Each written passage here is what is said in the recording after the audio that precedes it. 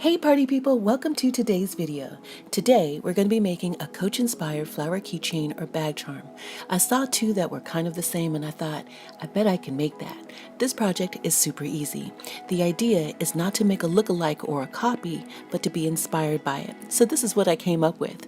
In this video, I show you how I did it. Okay, so now let's get into it. So the first thing that I do is I make a diagram and I break down all the parts that I can see. This becomes my shopping list. We've got a heavy center chain, spring clip, 2 sizes of leather flowers and leaves, connectors, and a branding tag. A list of all the tools and materials that I used in this video can be found down below in the description box. Before I go out and shop, I usually will look around the studio first. I wanted a color palette all dark, so I focused on black or gunmetal pieces. I looked for old jewelry, broken or single earrings, necklaces, things left over from other projects, decorative buttons or brooches. I had plenty of stuff, so the only thing that I needed to add were jewelry jump rings and connector hardware. The reference images have leather flowers and leaves, so we'll tackle that part first. A pattern is available for download. I traced the pieces onto the leather and cut them out.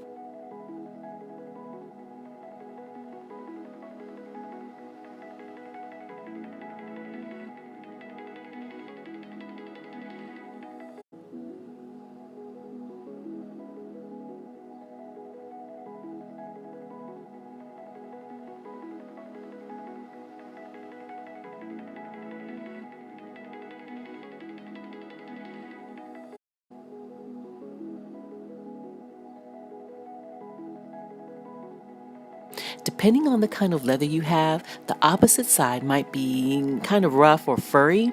To smooth this down, I used a product called Tokonol. I think that's how you say it, is Tokonol.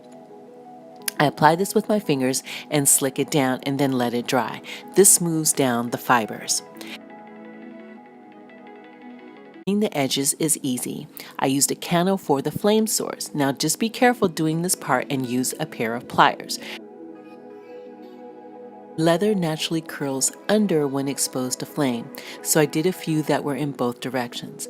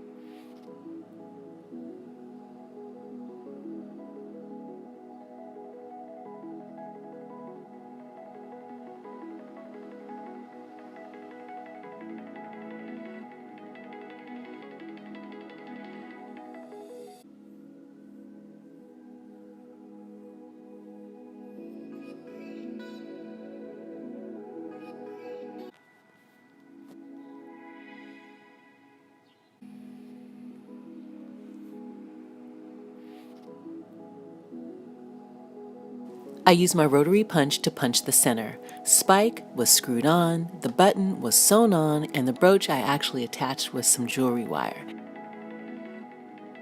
Then I used my rotary punch on the top corner of the petals, and this is where I put the jump ring and the connector hardware.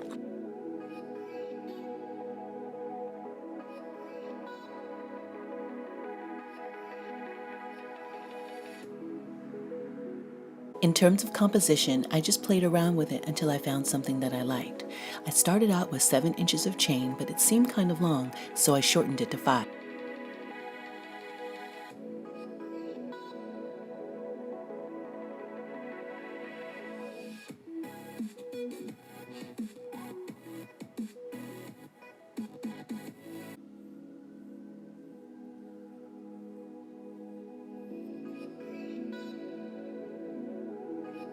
When you look at the hardware, there's a certain amount of thickness that we need to create in order to fill this gap.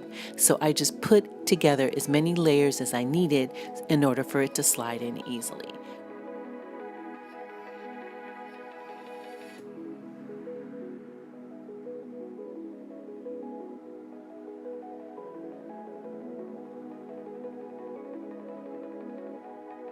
here's something that I haven't really talked about much on my channel. This is called bonded leather. If you're familiar with garment sewing, it acts the same as interfacing and basically is a reinforcement. In a future video, I will cover this more in depth. Anyway, I wanted the inside to be a contrast suede. To finish this off, I did a little bit of decorative sewing and put some edge paint on it.